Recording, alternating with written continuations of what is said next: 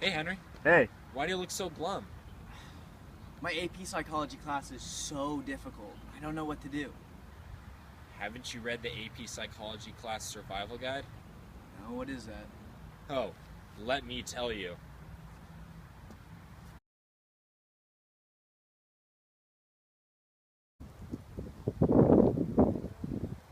Hey, didn't see you there. I'm Jake Mandel. Walk with me for a second. So, what is the AP Psychology Survival Guide, you ask? Let me tell you, because I got an answer for you. The AP Psychology Survival Guide is a survival guide for your average AP Psychology class. What gives me the authority to write one? I'm an AP Psychology student extraordinaire. Listen, this psychology guide will give you 10 tips to survive your AP Psychology class. These tips are hypothalamus, chunking, modeling, correlation, convergent and divergent thinking, internal locus of control, decay theory, empirical knowledge, avoiding egocentrism, and state-dependent memory. What are those, you ask? I'll explain. You can cut. Hi, Jake again. Let's talk about the hypothalamus for a second. The hypothalamus is a part of your brain that controls sleep, hunger, hormones, pretty much everything you need to know. So I'd like to talk about sleep and hunger. Let's say you're in your psychology class and you're feeling a little tired, you're feeling a little hungry. That's not good. You can't concentrate when you're sleepy or hungry. You need to stimulate your hypothalamus. You need to keep it satisfied. My recommendation from my book, just eat, Eat before class, eat after class, eat in class. Also, make sure to get 8 to 10 hours of sleep the night before so you're not tired, you're not falling asleep in class. That'll make you a more productive and a less hungry student.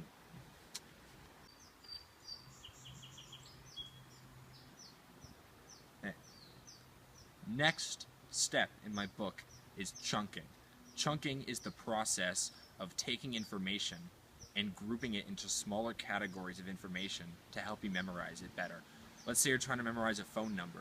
You wouldn't memorize it as just a combination of like 100 numbers. You'd group it like 818, 404. Now I'm not going to finish because I'm not going to give you guys my number, but you get the idea. Chunking is an efficient way to help you remember information. So in psychology, take information and group it into categories based on what you're learning, and then memorize it by category. That'll help you retain the information so you can get an A on that next big test. Next on the list, decay theory. The theory that information decays over time. Let's say you remember something when you're a little kid. You have a very fond memory of you and your family. If you stop thinking about your family, eventually that memory will fade and you will no longer know who your family is. Now, this applies to psychology in the sense that you need to constantly remind yourself of what you're learning and keep yourself informed on the information in order so it doesn't decay. Because if that information decays, you'll no longer know it, and then you won't pass that test. If you want to do well in the class, constantly brush up on your psychology facts. Otherwise, it'll decay. That's the decay theory. Egocentrism. Jake. Oh, okay. Hey guys, sorry about that. Let's talk about egocentrism. Egocentrism is the belief that everything revolves around you. It's when you have a really high ego and you think you're better than everyone. You can't open your mind to new ideas and new experiences. Well, in psychology class, you got to avoid being egocentric. If you're egocentric, you won't learn anything because you'll be so stuck in your own beliefs, constantly believing you're the center of attention. If you avoid the mindset of being egocentric, you can open up to so many new ideas, so many possibilities. They're endless, You'll learn so many things. You'll learn from other students. Other students will learn from you. It's not always about you, and you don't always know everything. So sometimes you just better grab a chair and just sit back and learn from other people, because they know things too. Hey guys, we're going to talk about correlation. See, psychology is a lot like playing basketball in the sense that when you learn something new, you're taking that shot and you're making that shot. You know what I just did there? A correlation. A correlation is a comparison between two seemingly unrelated things. To help yourself memorize the information better, try to compare it to something you understand.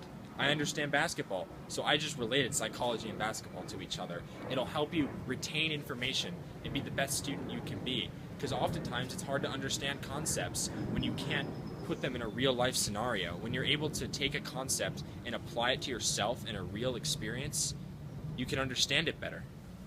Hey, Henry. What's up? I understand psychology now. Really? Because of the book? Yep. See what I told you? In 10 simple steps, you can understand psychology just like me.